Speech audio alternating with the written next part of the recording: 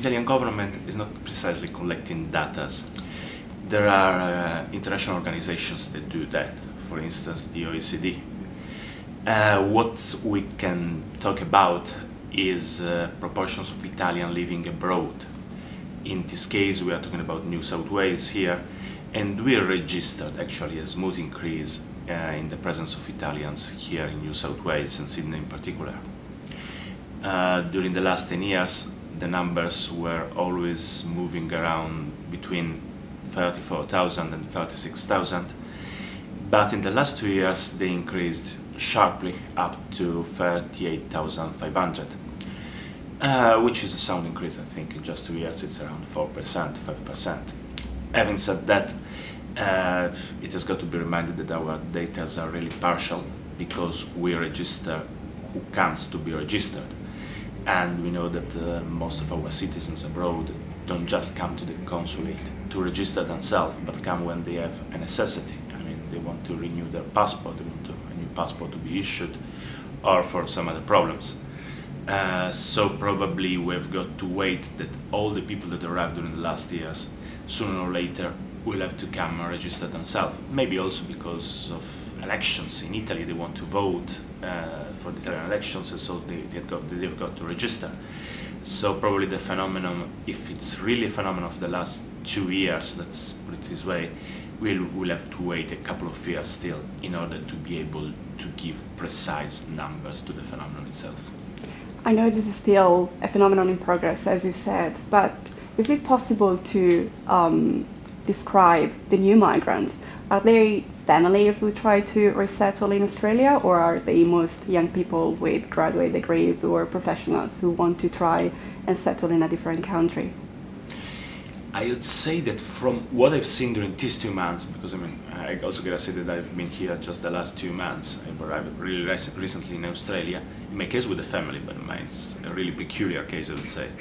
I get to say that I've seen around most young people, often professionals, that are trying to come to Australia, first of all to have an experience, but also having in mind the possibility of staying here because of some difficulties they are experiencing at the moment in Italy.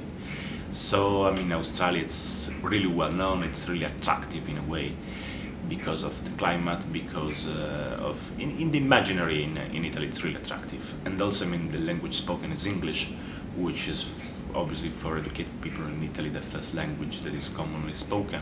So it's rather a natural destination in a way, even it's really far away, to get a first experience. Then probably some of them, given also all these conditions, will probably decide to stay. Yep. Would you say that this is a transitory phenomenon? I know that the Italian government, you told me, is not collecting data on how many young graduates or young Italians are leaving the country to seek their fortune abroad, but do you think that there's a risk for Italy to be, in a way, to lose, in a way, a whole generation of young professionals?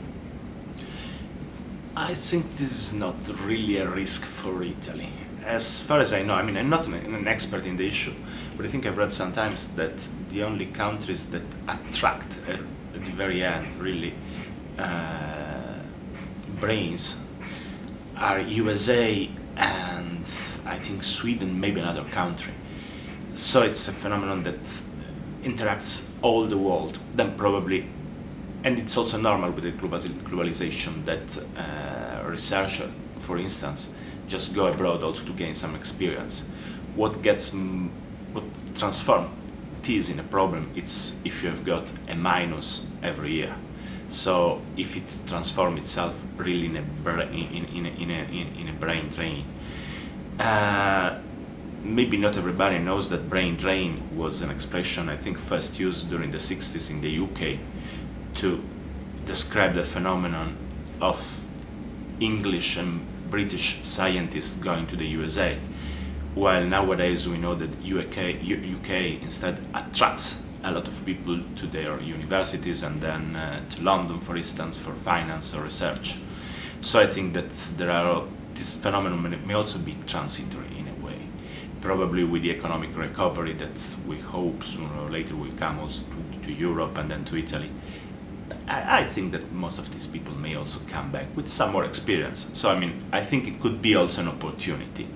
Obviously, the phenomenon has got to be taken into account, to be studied, in order then that it doesn't get then into a minus, a constant minus of brain speed.